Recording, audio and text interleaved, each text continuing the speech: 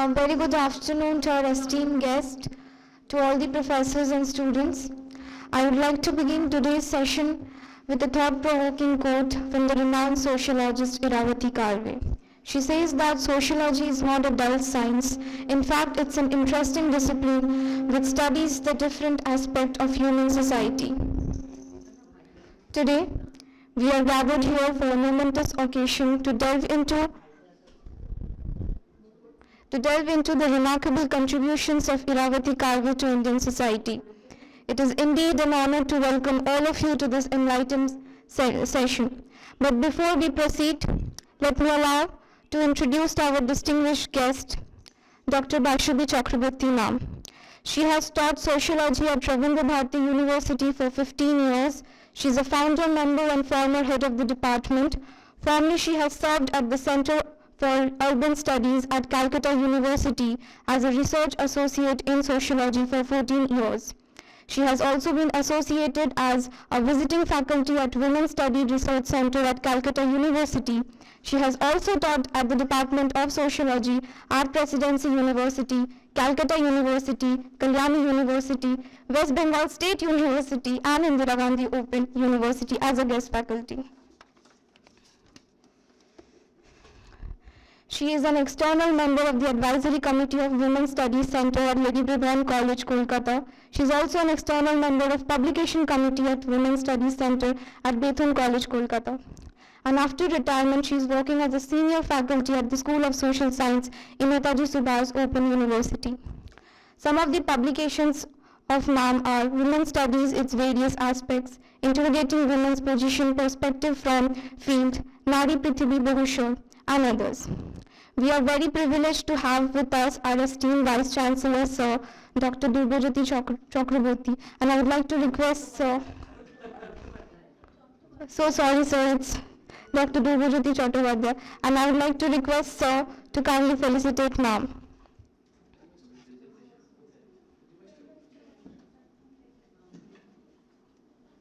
Sir, for felicitation. Ahola. Okay, I will request our Honorable Dr. Gulab Hadru ma'am to felicitate our esteemed guest.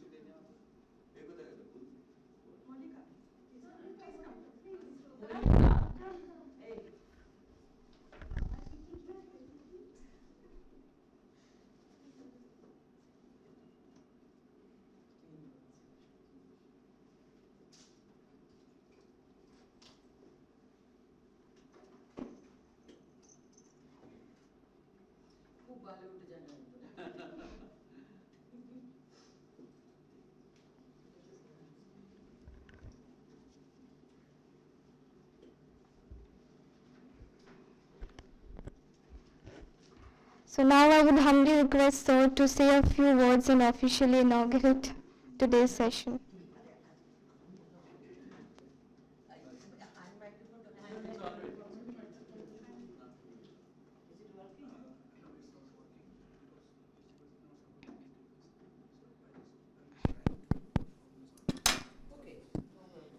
তাহলে এটা কি করবে তাহলে এটা কি লাগবে তো তোমার?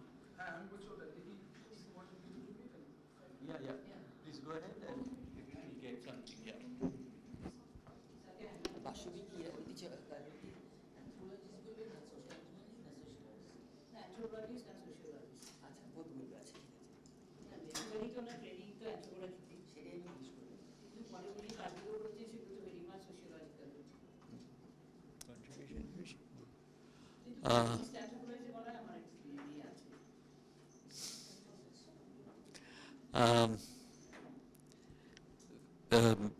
Very good afternoon to all my dear students over here, the faculty members, my esteemed colleague Professor Bhadra, and definitely Dr. Basabi Chakraborty, whom I know for a very long period of time.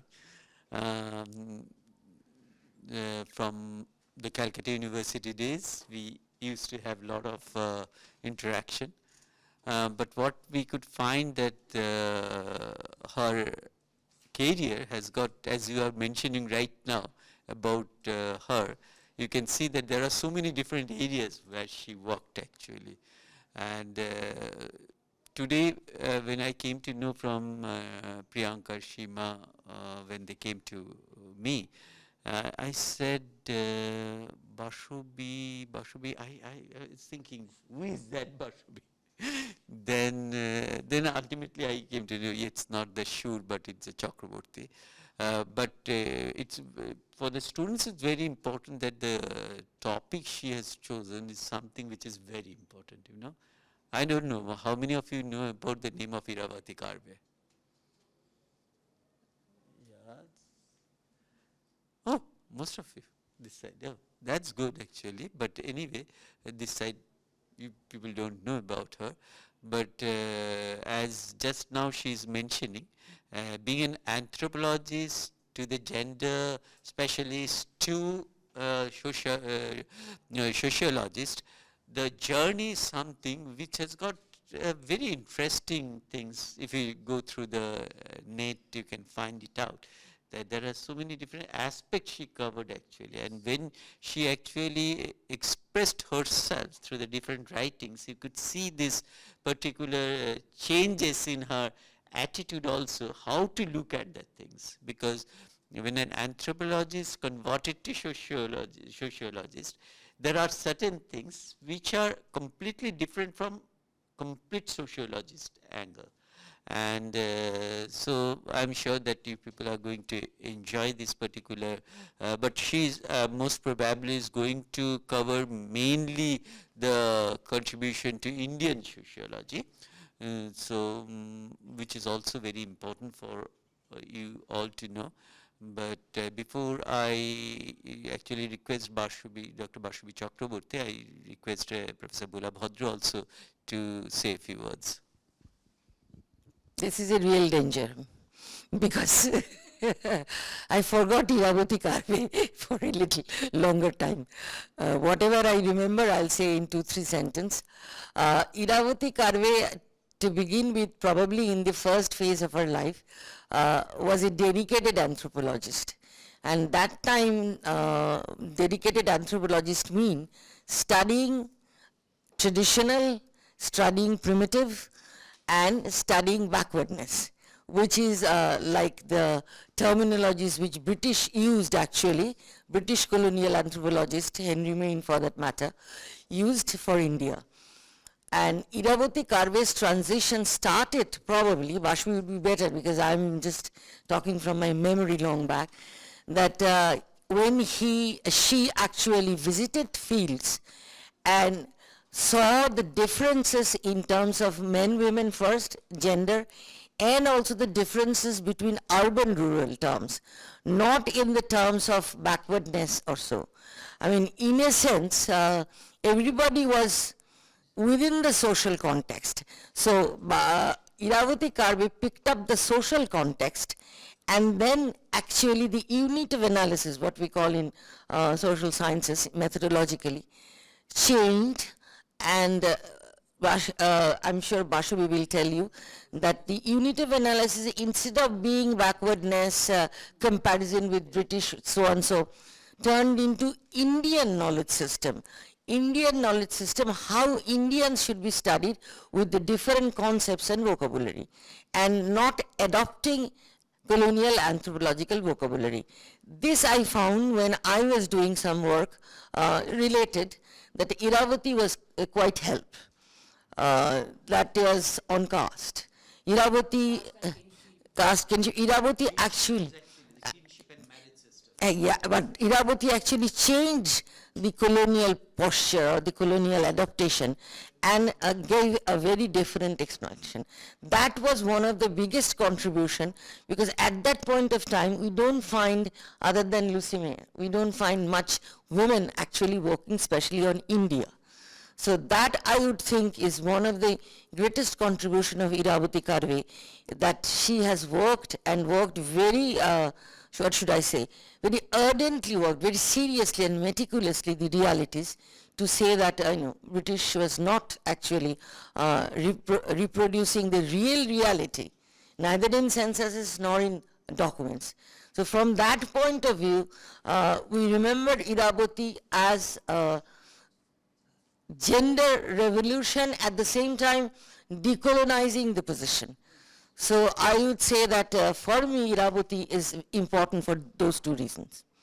I don't think I should speak more to take Basabi's time, and then whatever I remember I will also forget. So thank you very much for calling me and giving me this opportunity to say a few words on Irawati. I leave this microphone to... But over here, I don't know how many of the sociologists. No, sociologist in the Shahitya Academy Award, yeah. No, but Irawati is in this syllabus. Should be actually, what I know, should be in the syllabus. Only female anthropologist. Later we meet Lila Dubey, but at that time different. She also worked on gender aspect. Lila Dubey's methodological position actually depended on the AC Dubey. That is also a question in patriarchal society. No, I think you should start. We can- Is it working? Good. Thank you so much, sir and ma'am. And let us extend a warm welcome to Dr. Basabi Chakraborty ma'am, as she takes the podium to enlighten us with their insights into the life and work of Irawati Karve.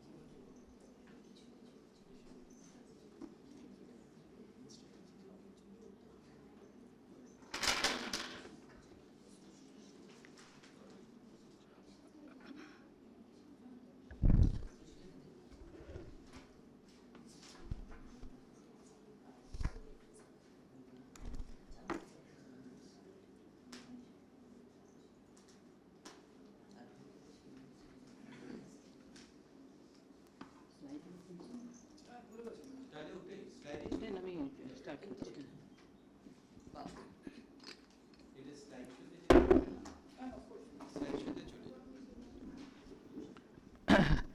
Good afternoon to all, and respected Vice Chancellor Dhrubajyoti Chattopadhyay, and respected Professor Gula Bhadro, and faculties of the Sociology Department of SNU, and all the students. Today I would like to talk on Irawati Karve, the female anthropologist and later sociologist, and her contribution to Indian sociology.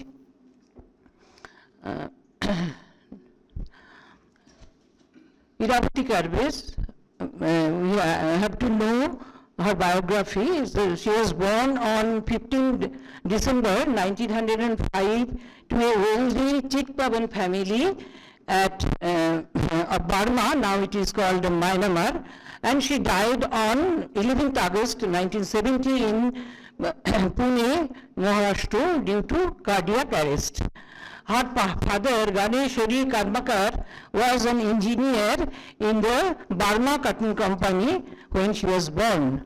And the interesting thing is that she was named after Irawati River of Burma, and you know that the proper names are not connotative, but there is exception, at least in the case of Irawati Karve. We know that the river flows with full of energy and power, and it can overcome easily many obstacles in her way.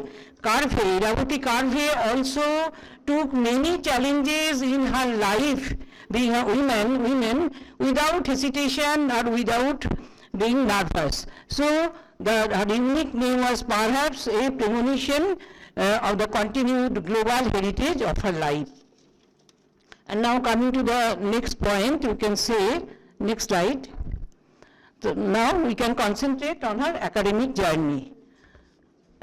Irawati Karve was the first women anthropologist, I have already told, anthropologist and sociologist in India, and the founder of the Department of Anthropology in Pune University, now it is called Pune, and her career as an anthropologist or sociologist stretches from early period of institutionalization in colonial India, in British India, to professionalism in post-independent India.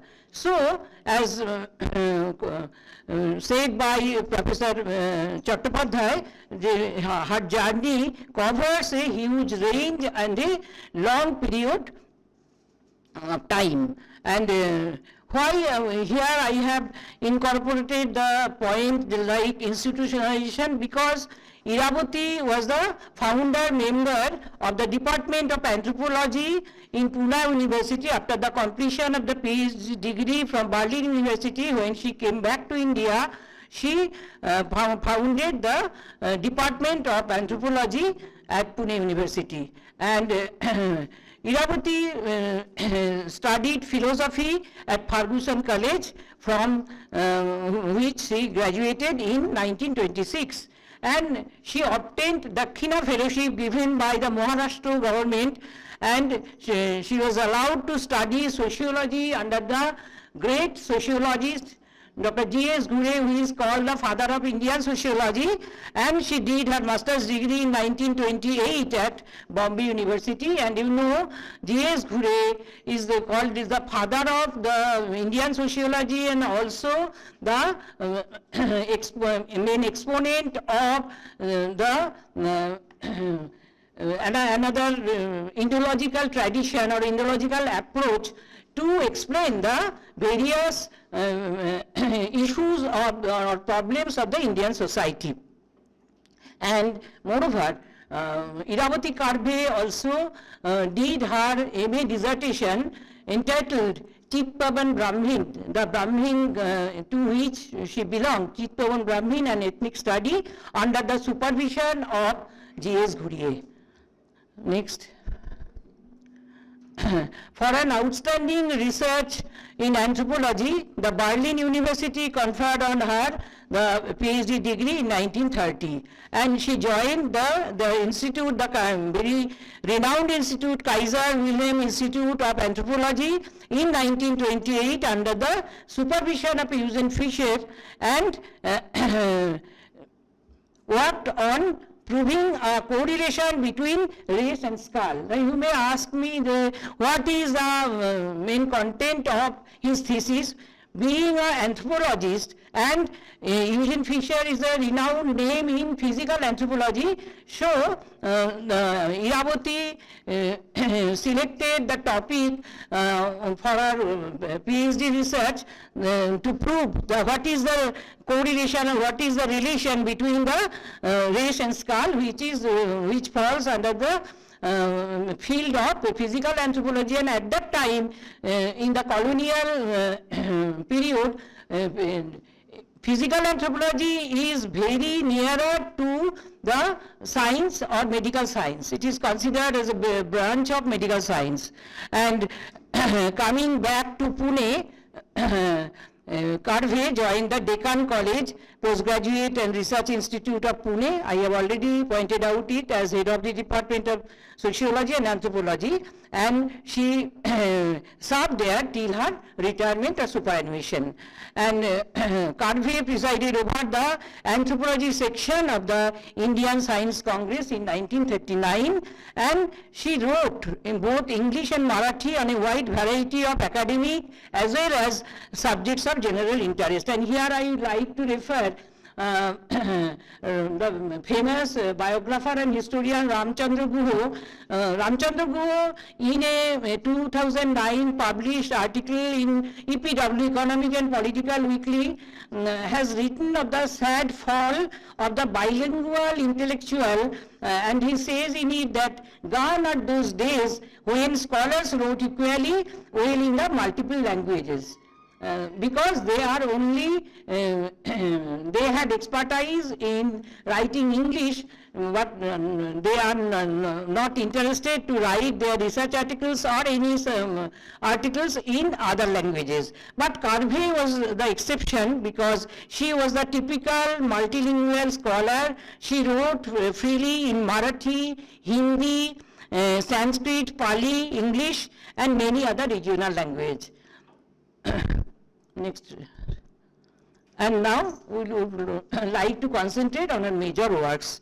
Karve's works stretch for mapping kinship and caste to use contemporary surveys, and she used census data at that time, and weekly market, urbanization, dam displacement, the difference between the small town and the village, and many other things. And her two major books are, Kinship Organization in India, published in 1953, and Hindu Society and Interpretation is published in 1961.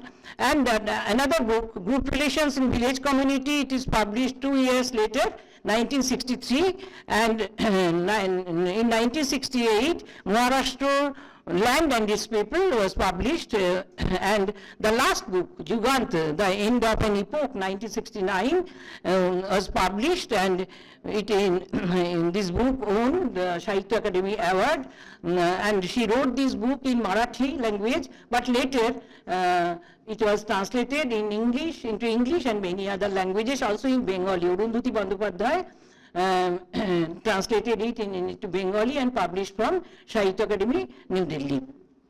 Next.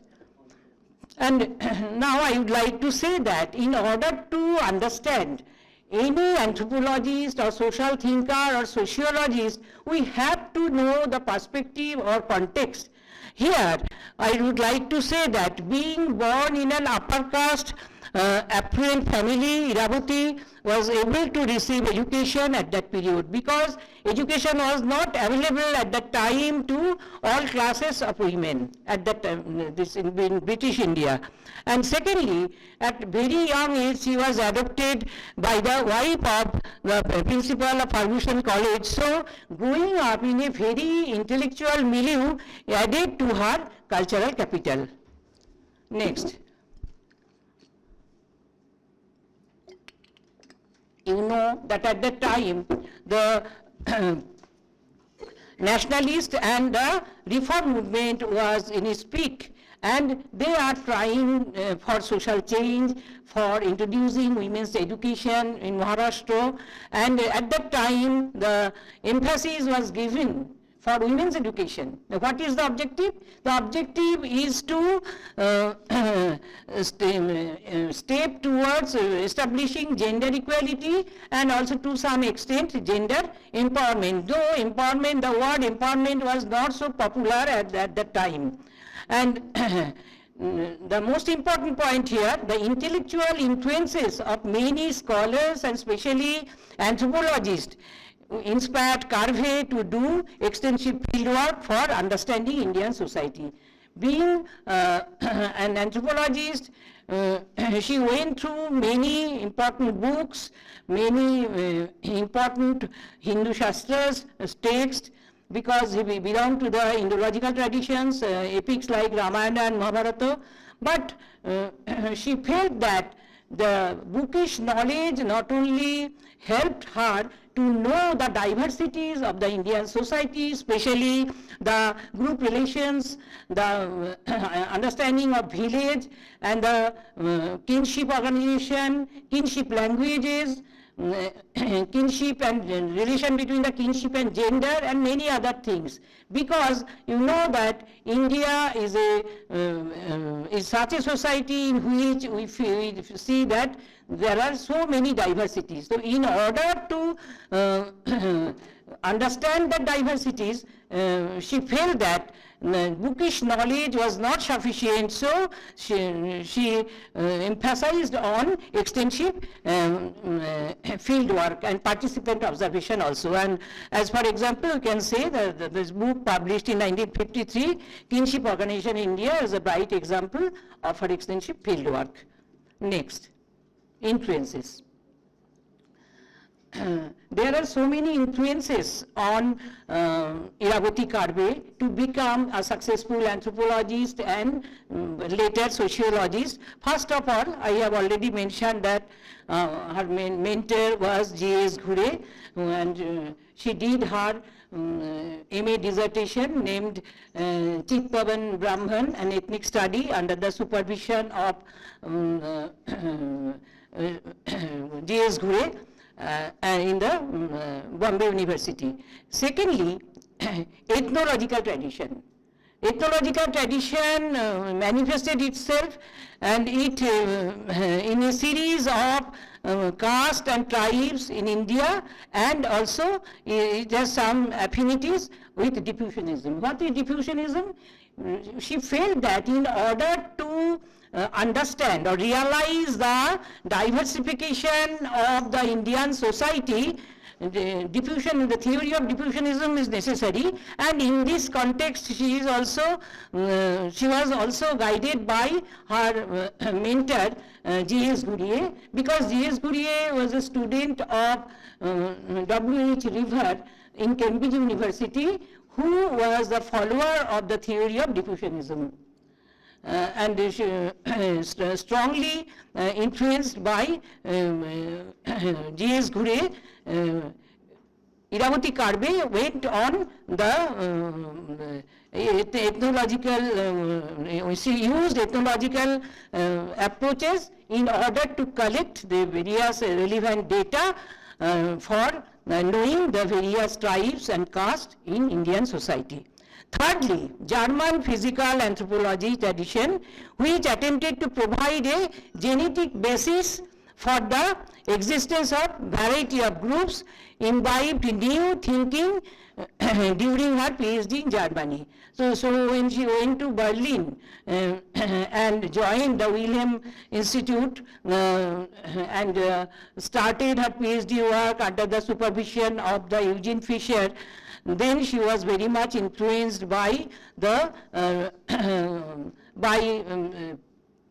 Fischer and German physical anthropology. As I already mentioned, that it is very much nearer to science or medical science, because in this context, in order to know the variety of groups, you have to cultivate the teachings of the physical anthropology, which is very nearer to medical sciences, I have already mentioned. And lastly, the influence is most important, I think, is her own curiosity. As a researcher, As a wholehearted and dedicated researcher, Irawati Karve is very curious, and she had passion for field work, and it led her to take up new areas of research, because she was not satisfied with the bookish knowledge or by going through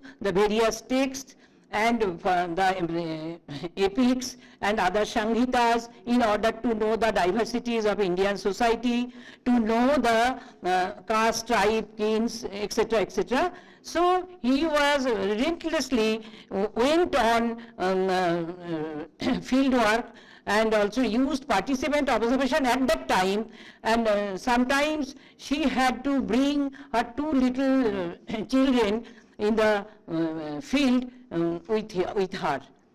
Next. And her personal life. After the completion of graduation, Irawati married Dinkar Dandu Karve, who was then a teacher in chemistry, but later Karve became principal of the Ferguson College, where she studied honors.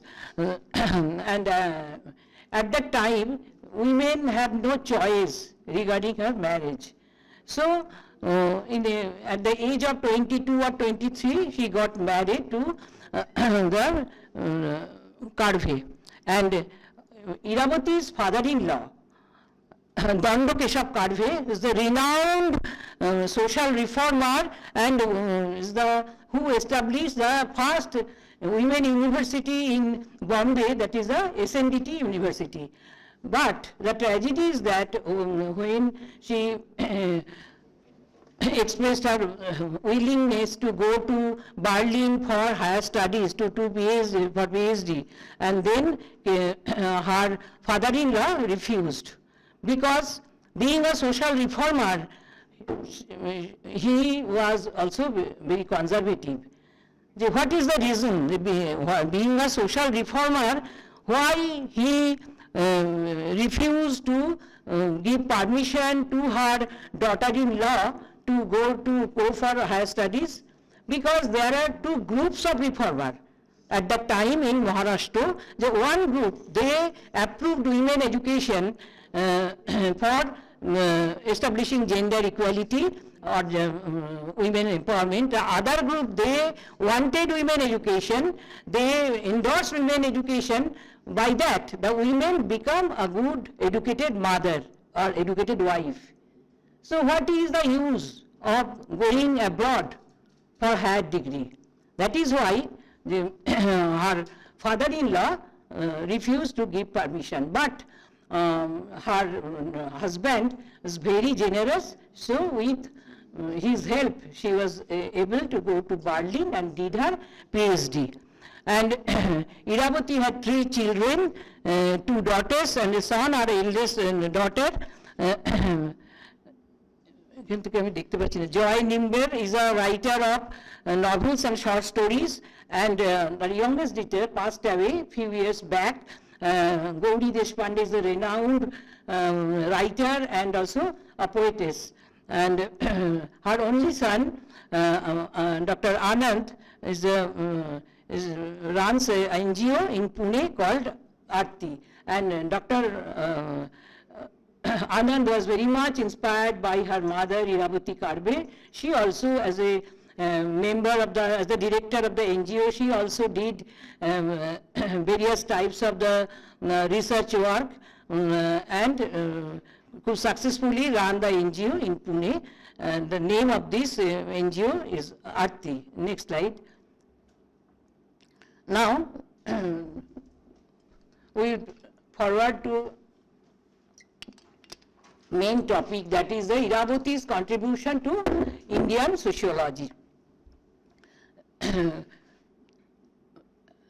Irawati's central ideas focused on Hindu society and its caste system. And in this context, we must mention Karve's book, Hindu Society and Interpretation, published in 1961, is a study of Hindu society based on empirical data which Karve had collected in her field trip and her study of the pertinent text in Hindi, Marathi, Sanskrit and Pali.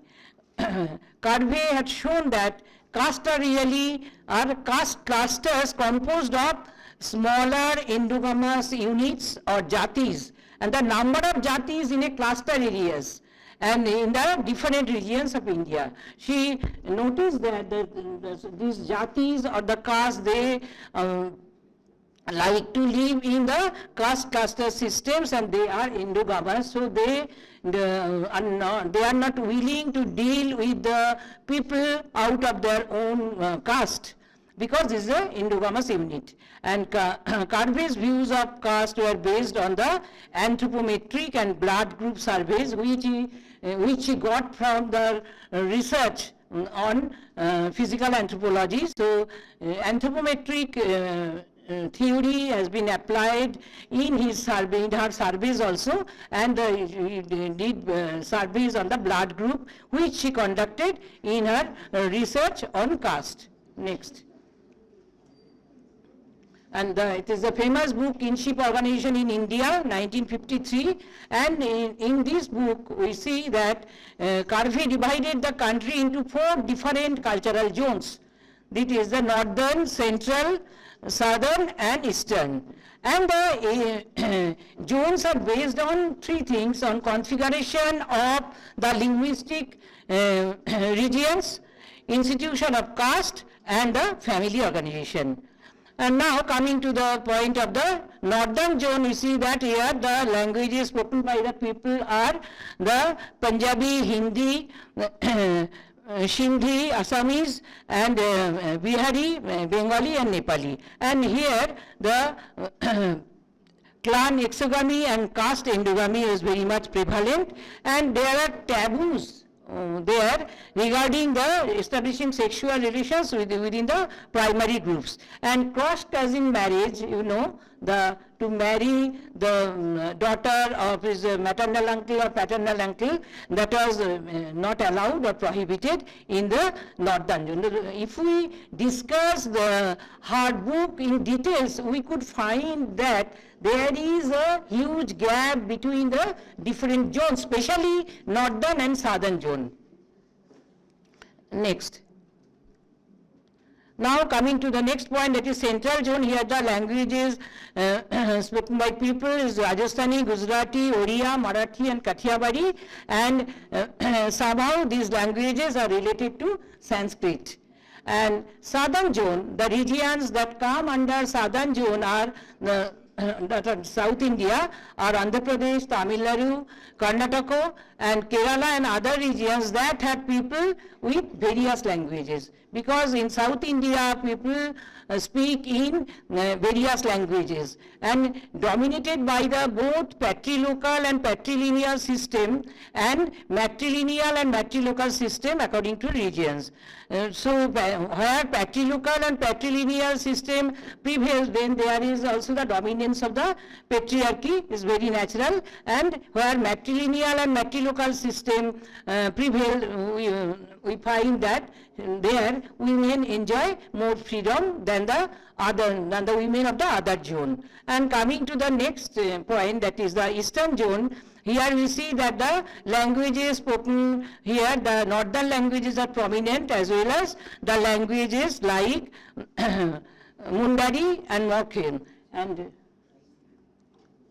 and matrilineal and matrilocal system found among the Khashi people.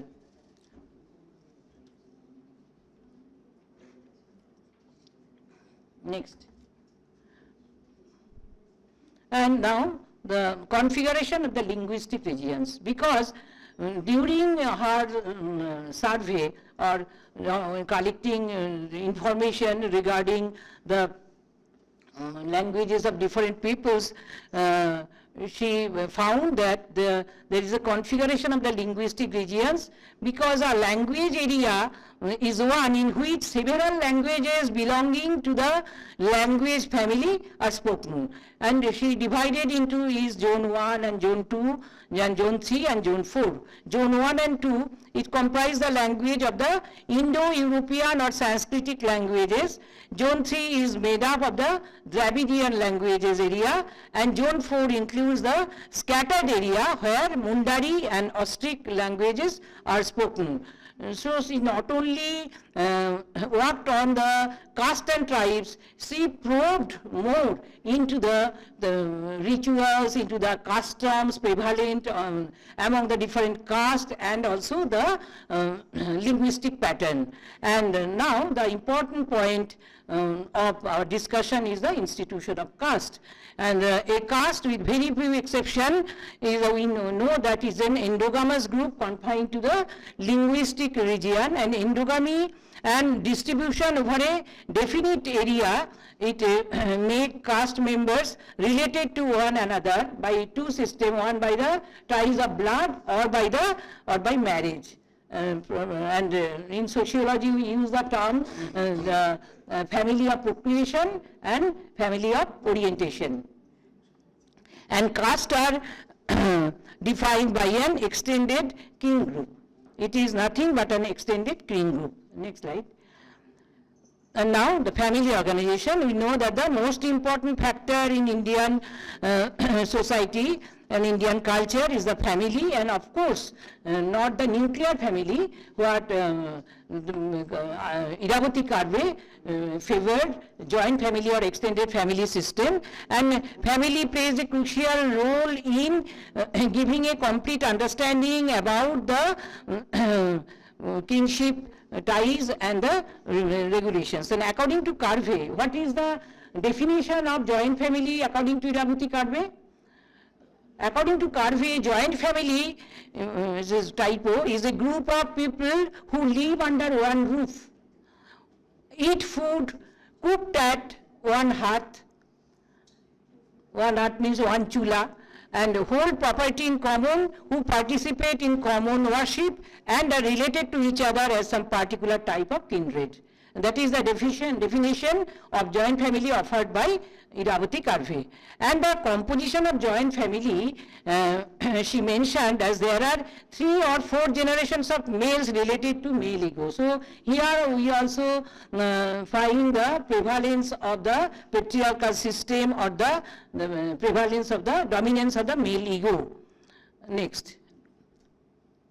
And the 4-clan rule, this is very important in Irawati Karve's discussion because according to this rule, Irawati Karve states that a man must not marry a woman from his father's Gotra or clan, his mother's Gotra or clan, his father's mother's Gotra or clan, and his mother's mother's Gotra or clan. And in modern times,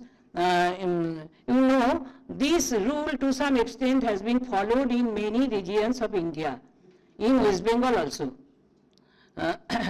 Another related kind of exogamy which exists in North India is village exogamy, because northern zone, I have already pointed out that here the people are too much conservative, so they deal with the people of the belonging to the same village, and it is called the village exogamy. If they are willing to marry any women, they have to marry from the other village, not from the same village.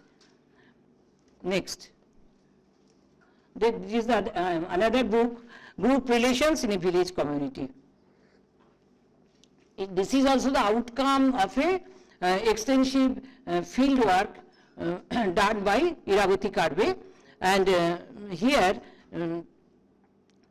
she stated that, and she came to the conclusion after the completion of her research work that caste is hereditary, and it is endogamy. After the people here maintain the relation with the within the caste people of the same caste people, and it is restricted to linguistic region. In the configuration of the linguistic region, already Irawati Karve mentioned the linguistic groups role And she also pointed out that this also linguistic region also played a very prominent role, and caste is an extended kin group. I have already mentioned it, and caste members are specific occupations, share also specific occupation which is hereditary, which means that, which implies that son of the Brahmin, they will take the profession of their father.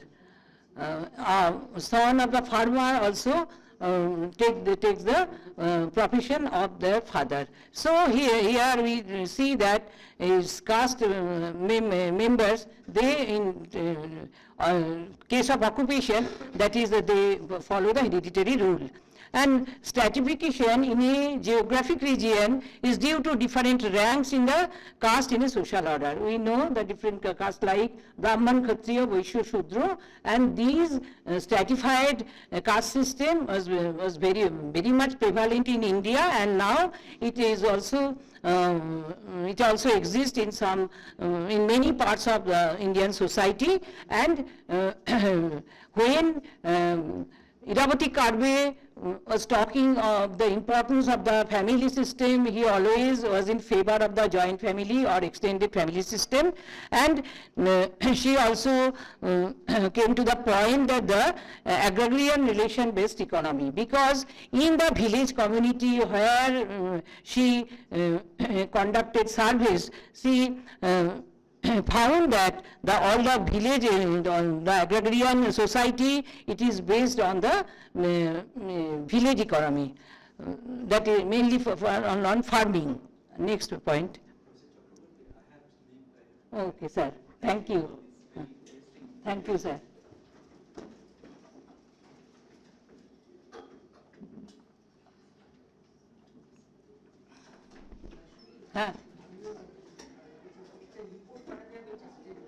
ঠিক আছে, সে করবেন, আপনার ফিডব্যাকটাও আমার কাছে খুব মানে important.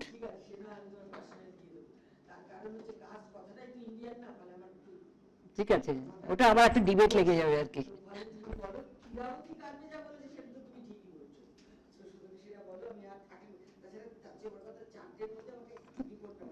Okay.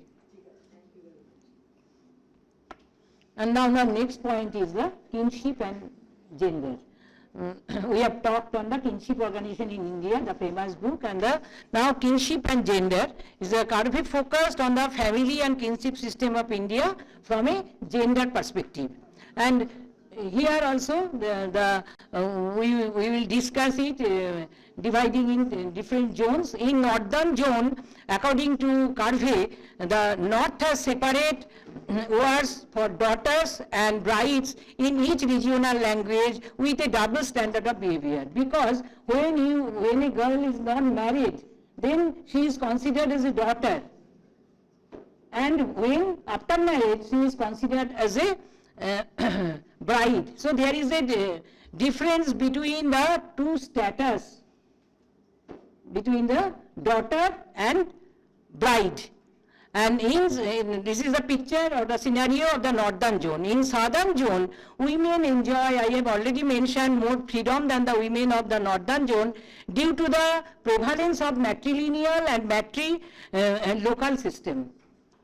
And in northern zone, the mother-in-law is considered as the head of the family, and she enjoys more power and freedom than the newly wed bride. We know it, that, and there is always a rift or the rift between this mother-in-law and the daughter-in-law. We know all it, and it is still going on in many parts of in many regions of India and also in our state. So it is nothing new. And in southern zone, there is the prevalence of not dowry, but prevalence of, please note it, prevalence of bride price. Not dowry but bride price, which is a symbol of the status of women. That is an important point to be noted. Next. But before that, I want to talk on another books. The social dynamics, I have not incorporated in my PPT, the social dynamics of a growing town and the surrounding area is published in 1965. And here, Irawati Karve and another researcher, Ranadive, conducted a study in the town of Faltan of Satara district and 23 villages around Faltan within a radius of less than 7 miles in Maharashtra. And this study was undertaken on behalf of the Research Program Committee of the Planning Commission, Government of India, who bore the all cost of the research. And data was collected during 1961 and 62, and it was compiled and processed during the end of the 1962. And Karve deals with the what is the relationship of the small town dwellers with that of the village dwellers surrounding it. She had focused on this point. And the fieldwork experiences she gathered during her extensive fieldwork, it unravels that Indian small towns seem to play a role between the two extremes. On the one hand, the crowded, impersonal, sophisticated city, and on the other hand, extremely isolated, small and intimate society of village. So, and then she also focused on another point, that is the weekly market. The town with its weekly market was the communication channel between the city and village. Because at that time the weekly market was the source of collecting goods to the small town dwellers and also the dwellers of the village. So weekly town, it played a prominent role in that time. And to the city dwellers and small town is a backward place without social, economic or cultural opportunities.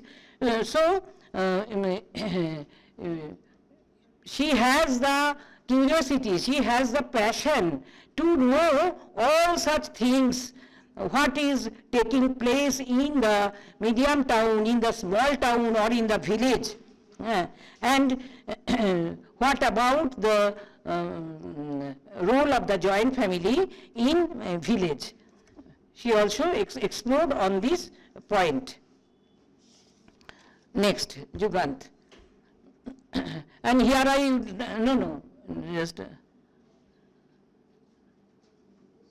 this is the last previous one, Jugant.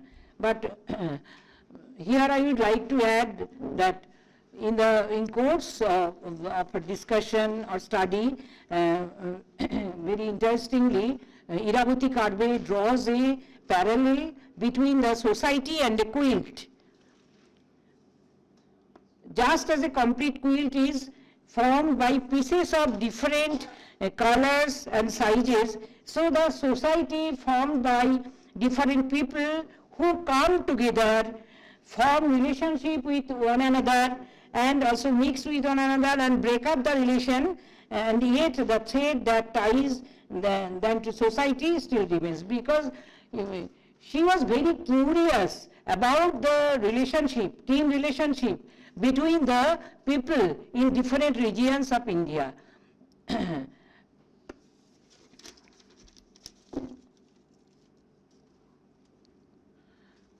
And now this is a most important book, Jugant, The End of Epoch, published in the 1969, the year before her death.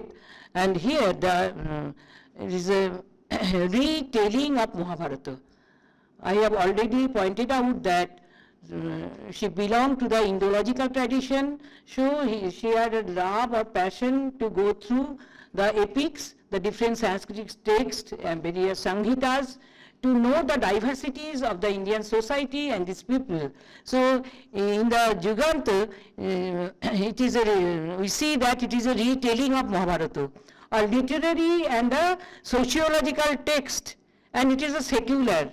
It is guided by the secular thinking and blending culture history and philosophy of the ancient time.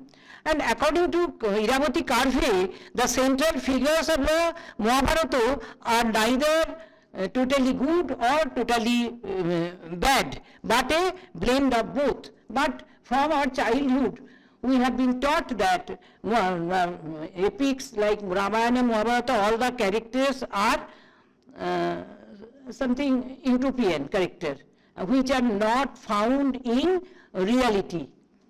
My grandmother, in the time of my in bedtime, she told me the story of Ramayana Mahabharata. At that age, I could follow that Ramayana Mahabharata is the epic is such epic, and the characters there are something which are totally different from our characters. There's something utopian character which is not, which we could not find it in reality. As a character like Rama, Sita, Kaikeyi in Ramayana and Mahabharata, Dhritarashtra, Arjuna, and many others, Draupadi, all this. But Karve told us that all these figures are not totally good or bad, but it is a admixture of both good and bad. And she examines each one of the characters, Dhritarashtra, Duryodhana, Kunti, Arjuna, Yudhishthir, each one of the characters, and it unravels the working of a wide range of human emotions, both positive and negative. Because we are having both type of emotions. It may be positive, it may be negative. In Mahabharata also, she also tries to she explains in such a way that the working of a wide range of human relations which are both positive and negative. And the most important point I would like to share with you that as a sociologist or anthropologist, Karve realized that today's generation, they lacks knowledge of this great epic, and therefore she retells the story of Mahabharata to make them recognize that these problems are the same as faced by the epic characters. So the jealousy, the rivalry between the Pandava and Kaurav, and the relation between the 5 brothers and all the 4 brothers are compelled to obey the guidance of Yudhishthira.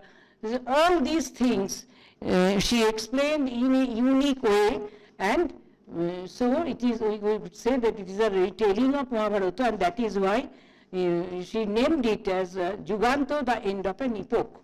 And this book won the Sahitya Akademi Award in 1970, and it has been translated in many languages. She wrote in it Marathi, and later it was translated into English and many other languages. Next. But before going to conclusion, I would like to say the experiences of the Irawati Karve. She wrote in the introduction in the kinship organization in India, in the first chapter of this book. This is very interesting. That is why I would like to share. I moved from region to region, taking measurements, blood samples, and collecting informations about kinship practices and terminology. And the contacts were established through friends, students, and government officials. And I traveled from place to place, never knowing where my next step was to be, or my next step was to be, or where my next meal was to come from. I had to travel in buses full of people, and in third-class railway compartment filled with men and women that give me the opportunities, and I sought for collecting kinship materials. So like a true researcher, she always traveled in many remote places, and at that time it was not easy for a woman to go anywhere. And she has been criticized by the neighbors, by the relatives, by the relatives, by in-laws for for her behavior, but she took all these challenges very bravely, because she had no hesitation to do whatever she likes, especially in case of research, because at that time participant observation and field research was not so popular, and the second thing is that the arena of Indian sociology was dominated by the all male sociologists like G.S. Ghuriye, I have mentioned his name, Radhakamal Mukherjee, Dujyoti Prasad Mukherjee, D.N. Mojumdar, and many others. But here, just only one is Irawati Karve. And in this context, I would like to say that perhaps in 2009 or 10, a book was published by, I forget the name, Kisam Nagla, Indian sociologist, and there he incorporated in his book various approaches to study Indian society, like structural functional approach, subaltern approach, Marxist approach, Indological approach, and many other approaches. And also under each approach he incorporated a few names of the Indian sociologists. In Indological approach he included only 3 names, G.S. Ghuriye, Radhakamal Mukherjee, and Louis Dumont. But there is no mentioning of the name of the Irawati Karve, because Irawati Karve is a woman sociologist or anthropologist. Buladi saying that primarily she was an anthropologist, because you know that sociology at that time in British India was not so popular, academically popular in India. So it has been taught in many universities along with anthropology. And in North Bengal University still the department is considered the Department of Sociology and Social Anthropology. Because anthropology is a very old subject, where sociology was a new addition to the academics. Because you know, in Western countries, who is considered as the father of sociology, Auguste Comte, coined the term first social physics, and then he named it sociology. There is a debate regarding the emergence of the sociology. Perhaps it may be 1835 or 39, whatever may be. But after that, the founding fathers of sociology like Herbert Spencer, Auguste Comte, Herbert Spencer, Emile Durkheim, Max Weber, Karl Marx, and many, all are male sociologists. But there was also, when we went through an article written by, very good article written by Harriet Martineau, which was published in 1835. But that was not regarded as she was not regarded as a female sociologist, as a sociologist at all, mainstream sociologist, because she was a woman. So women are marginalized everywhere in a society, in many facets of our life we see, and also in academics. That is why I would like to say that Irawati Karve was a first female sociologist, and she is a phenomenon, and that was, and I think that she should be acknowledged more and more, and more researches should be incorporated for Irawati Karve, especially her contribution to the kinship organization, caste, tribe, joint family, and the retelling of Mahabharata. So Irawati Karve is such an anthropologist and at the same time sociologist who is yet to be rediscovered in full measure. Now coming to the conclusion, we can say that Irawati Karve was a stalwart of Indian sociology, and as already I have pointed out, that making mark in a male-dominated discipline was not at all an easy task. But Karve's expertise in her subject helped to find her footing. She was a prolific writer whose works won several accolades in the course of her career. She was not only a sociologist or anthropologist, she was a translator of feminist poetry, and she was an essayist. She wrote very well in Marathi and many other languages, his proficiency in the languages, and she pioneered the use of Indology for the study of Indian society. So, like G.S. Gure, Louis Dumeau and Radhakamal Mukherjee, she also belonged to the school of Indology. And her ability to create a multidisciplinary corpus of knowledge has been marveled at. So a link between the anthropology and sociology and history and culture, throughout her career, academic career, she tried heart and soul to establish this, the link between the various disciplines. And there is a debate regarding whether Irawati Karve, being a female anthropologist or sociologist, should be considered as a feminist. There is a debate regarding it, but I would like to say that Irawati Karve did not attack the institution of patriarchy. She was a staunch supporter of the joint family or extended family system, and she but the exception is that at that time she called her husband by her name Dino, Dinkar, so she shortened it and called him Dino, and she never wore Bharmilan or Sindur or Mangal Sutra. At that time that was not also an easy task to go against the rituals of the society, and she used two-wheeler and she went here and there and also to our institute or college, and and for that she has been criticized very much. And in writing, when the women are in 1960s, when second wave feminist movement was going on and the ladies are protesting for the equal rights, then she told that, why are you fighting for equal rights? You should want more rights than men. Not equal rights, but more rights. But she was very expert in the homemaking also.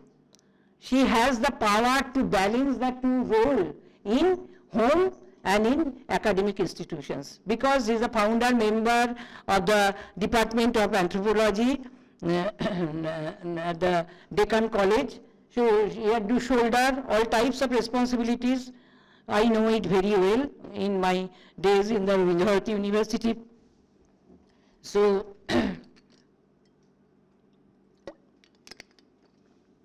and besides teaching and doing research, she had to go travel long and long with her two little children for field work. And to consider all these, I can say that in the true sense, she was not a feminist, but she is a female anthropologist who had the courage to challenge the existing rules and regulations of the society at that period, and that was not also very easy task. So I would like to conclude by saying that Irawati Karve was undoubtedly a stalwart anthropologist and sociologist, and she had contributed more in the research because by conducting field work, which was not very easy at that time, because the he was never, she was considered as a armchair sociologist, and she also did not believe in the bookish knowledge. And the most important thing I would like to say that she was the only anthropologist or sociologist who was able to understand the importance of language in different regions of India in order to understand the kinship pattern in India. Why?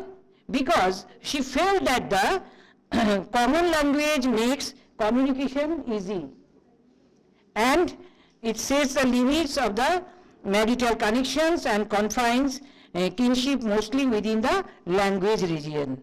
And that is why she went on research and research, more research, and she had no hesitation for doing extensive research work.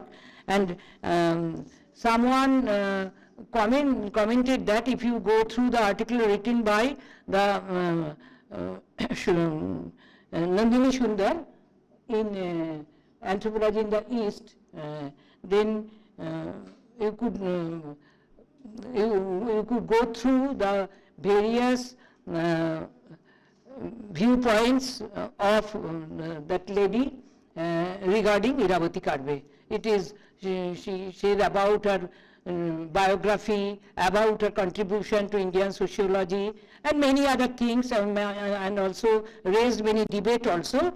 But what I would like to say that Irawati Karve was never considered as an armchair sociologist, and she also traversed all over India and walked to many pilgrimages also. But she was not at all religious minded like her husband. But her main concern was to know the people, know the situation of the pilgrimages, and so she visited various mandirs and pilgrimages, and also observed the many fairs or melas, and in close proximity, to know the various people assembled there and their conversation with each other. Like a true researcher, always she is very curious, and she has a severe passion to know the different types of people in of the Indian society in order to catch the diversity of the Indian society. As a result, Irawati Karve created a mark for herself in all the branches of the sociology and also in anthropology, and in the arena of social, cultural, human body, language, in many fields. Firstly, as a scholar, as a researcher, and secondly, as a writer. She is also a writer. So, now I would like to conclude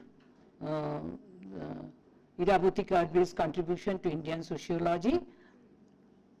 If you have any question, please feel free to ask me. I will try heart and soul to answer this, because I am not expert on Irawati Karve, but Irawati Karve is very favorite anthropologist and sociologist.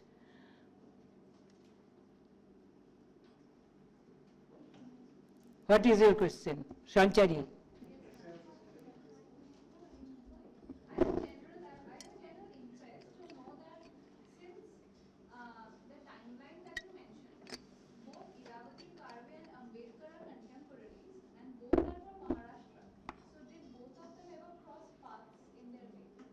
No, I don't know it. I don't know it. I was thinking, because even Ambedkar at this very similar point in time is also giving us Yes. sociology of caste. 65 years, he passed away at the age of 65. He was born on 1905 and passed. I think she was very much engaged in the research and all these issues and so various social problems, like her father-in-law, I think she was not interested in any types of social reform. But, what? Yeah. As Irawati Karve was more a field researcher and not a reformist. I told it. And Ambedkar was more a reformist and he was not much interested. I mean, and he was not an academician. He was a great scholar, educated man. That is the reason. Talking about society or stating how the society worked was two different. One was a reformist and another was more Interested to know the various types of caste, language, etc., etc. And Ambedkar didn't show any interconnection between kinship, gender, or No. rather the impact of all these things on the relationships what He was more concerned with the evil effects of the caste system, and that is why he also wanted to abolish caste system. And any questions? Please ask questions if you have Or any feedback? something you didn't understand, that also you can ask. Please.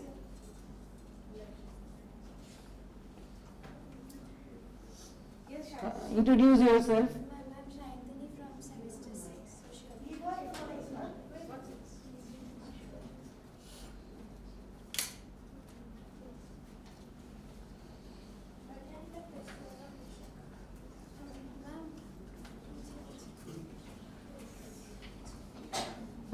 Okay. Ma'am, it's just out of curiosity, ma'am, ma'am, would you consider that it is necessary for anybody to be called a feminist to write extensively against the patriarchal system or the patriarchal norms, ma'am? Because you mentioned that you do not consider her to be a feminist. No, not me, but the other scholars also not consider her as a feminist, but this is the first female anthropologist according to them. But she was not labeled as feminist because he did never attack the institution of patriarchy or the institution of family. The family is a site of the gender discrimination, gender socialization. But he is a strong supporter of the joint family system. She loved cooking, knitting, all these household chores, and she also engaged also gave much time in nurturing the 3 children. But ma'am, she also challenged a number of norms, like she did Yes, not apply the of vermilion course. and all. Ma'am, so That would is a you personal consider? choice. So ma'am, would you consider her to be a feminist personally? No, I don't think that she should be labeled as feminist. Priyanka, do you think that she should be considered as feminist? No, I also don't believe that she can be considered as a feminist because, as you have rightly pointed out, that she never attacked the institution of family. Family or patriarchy as a system. So she is more of a social anthropologist, which I find. But she is undoubtedly, she was courageous lady. She don't wear vermilion or mangalsutra and called her husband by name. That was very challenging at that time. But you can say that she was not compelled to obey all the customs or the rituals of the patriarchal society. Any question?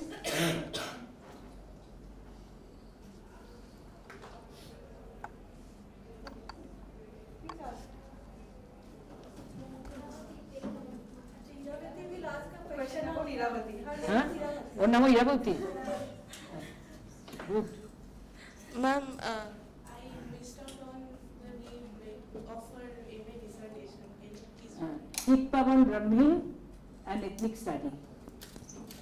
She belonged to the Chitpavan Brahmin. Generally in Maharashtra, the Chitpavan Brahmins, they live in the coastal area and they are very orthodox. So coming from such a background, it is very challenging for her to at the age of 7, she was admitted to a hostel in Pune, and her schooling was in the school in Pune, and after that she was admitted to the Ferguson College, and most striking that she was adopted by the principal of the wife of the principal, Ferguson College, and these intellectual and environmental milieu helped her a lot for her upbringing at that tender age, I think. Next. Ma'am, I have a comment. Okay, no, you finish it. You go ahead. Ma'am, I have one question. That is, Introduce yourself. I'm Togi Datta Mujumdar, UG 6M, Sociology. My question is that Irawati Karve did challenge patriarchal norms in terms of even not wearing, I mean this is what I feel, but not wearing sindoor, or not, or even that is in a way challenging the system of marriage and kinship. Another comment I had is She did that not challenge the institution of marriage, because she got married at the age of 22 to Dinkar Karve. But she did not like to wear Sindoor or Mangal Sutra. I think that is a choice. But she did never attack the institution of the family or the patriarchal society. So, to some extent, she obeyed all the norms and regulations of customs, rituals of the patriarchal society. That is why I don't consider her as a staunch feminist. Okay. Shima, comment. The discussions today started with a question that whether Irawati Karve should at all be an anthropologist or a sociologist. I'm not asking. Guladi raised it, the question. Yes, I'm not asking any questions like my opinion, because the department decided to organize this talk. Like in all of their first years, they have learned that there is a deep relation between sociology and anthropology. Yes. And Koth has also mentioned that we have to do historical comparison. Without historical comparison, we cannot come to any conclusion. So it is very difficult to demarcate anthropology from sociology, as both of the subjects are tightly knitted together. So we can call her a social scientist, right? Not Yes. only Irawati Karve, but in an era of interdisciplinary... Social scientist or social thinker? Yes, interdisciplinary research or interdisciplinary studies, it is as sociologist or as social scientist, it's my personal comment, like we should not try to demarcate between the subjects, but rather try to make sociology more interdisciplinary and term these kind of people, whether we call it Irawati Karve or we call it Desai or any other Indian thinkers or Western thinkers, to be social scientists or social thinkers, and demarcate them as social anthropology or sociologists. Because sociology cannot be sociology without its base in anthropology, because that is the base. That is the base. Yes. Thank you. Any question?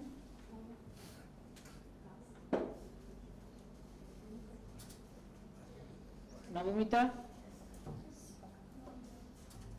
Ma'am, as I I do not know much about her biography.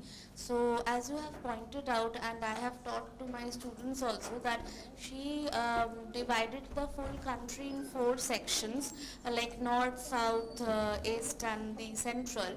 So why hasn't she covered the western part? My first question. No, And she have not covered the western part. That is the question. Acha. She divided 4 zones, but not incorporated. She did not incorporated the western zone. I mean, she intentionally didn't Intentionally, incorporate. yes. Second question is, how much time did she take to cover the full India? Because at that point of time, transportation system and 2 or 3 years or long, 5 years. because along with that kind of research, she had another or several other researches going alongside as well, because she wrote a lot. She have worked on other aspects of kinship, marriage and relationships as well. No, family I think system. she knew time management. I think she knew time management. Otherwise, it was not possible for her to do so much research work, field That is what my research. question is, because India is not a small piece of land. Covering India means a humongous task, and for covering India, that too dividing it, collecting blood samples as you said, I Yes. didn't know that, and then working on that, coming to conclusion, it takes a lot of time. So I was wondering how much time she should have taken for covering whole India and I coming to think she conclusion. knew time management. Now, when there is a will, there is a way, I think. When there is a will, there is a way. And she had 3 children also. Yes, and as you said that the children were also brought along to the field along with her, because being a mother at times you have to balance the She both the brought her fields. children to the field also. That is, thank you, ma'am. So that is a good lesson to us. Everything is possible. And she did so many things in just 65 years.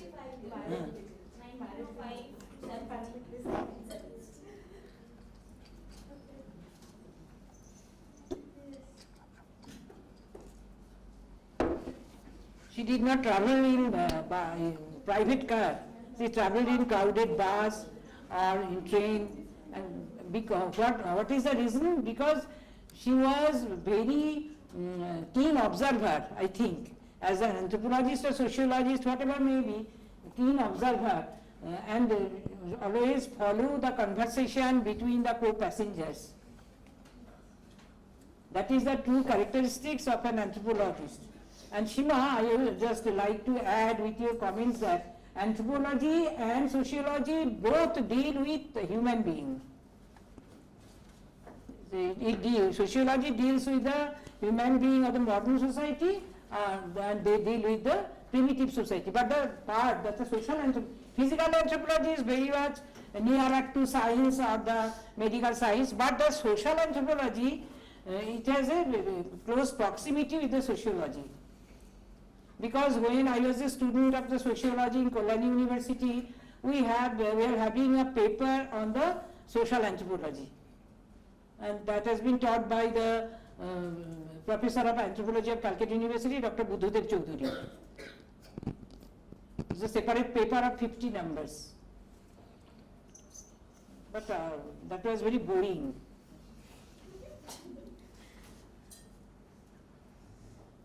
It was very difficult at that time for me to remember the names of various tribes.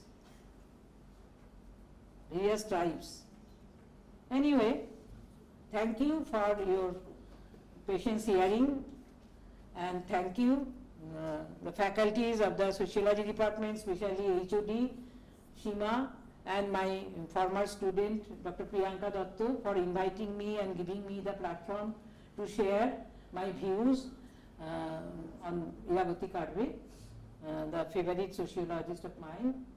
And thank you all. Thank you, Rikia, also, and all the beloved students. Thank you, ma'am. I would request you to kindly take your seat. Okay, so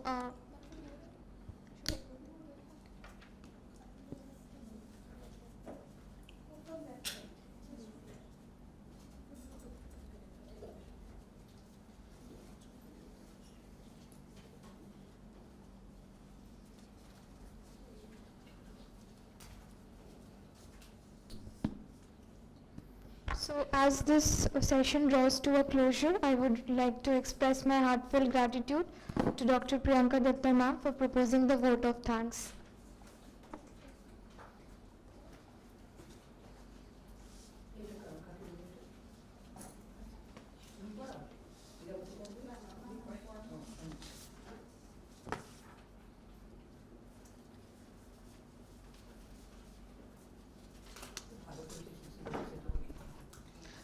So a very good afternoon to all. It's a great privilege and honor for me to extend the vote of thanks on behalf of the organizing committee from the behalf of Department of Sociology and for all those who have contributed in some way or the other in making this lecture a grand success.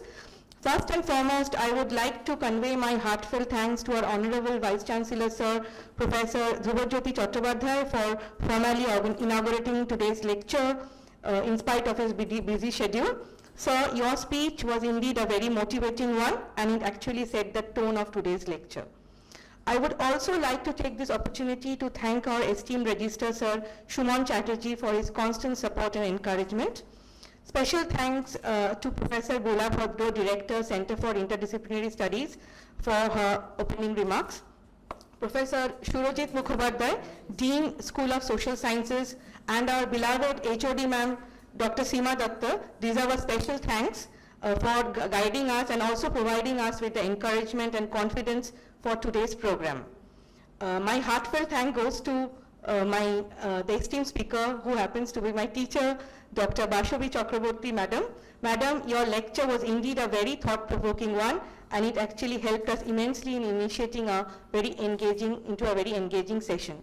So we look forward for more such lectures from you, ma'am. A special thanks to our IT team and administrative staffs of our department, especially to the Masscom department for all their support. And also a big thanks goes to our faculty members and our students for all their support in making this event a grand success. I would also like to take this opportunity to place on record my sincere thanks for the MC of today's program, Disha Tiwari, for her hard work and dedication. So with this, I formally end today's program. Thank you one and all.